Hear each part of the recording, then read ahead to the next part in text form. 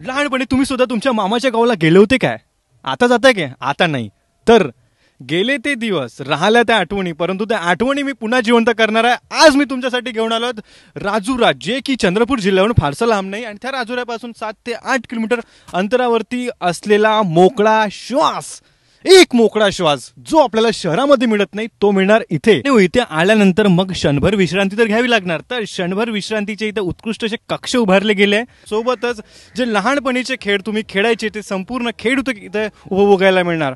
मग ते झिपलाईन असो, लगोरी असो, रस्सी खेच असो, फुटबॉल असो, व्हॉलीबॉल असो, टेबल टेनिस, संपूर्ण गोष्टी, इवन कॅरम सुद्धा तुम्ही तुमच्या मित्रांसोबत इथे येऊन खेळू शकता.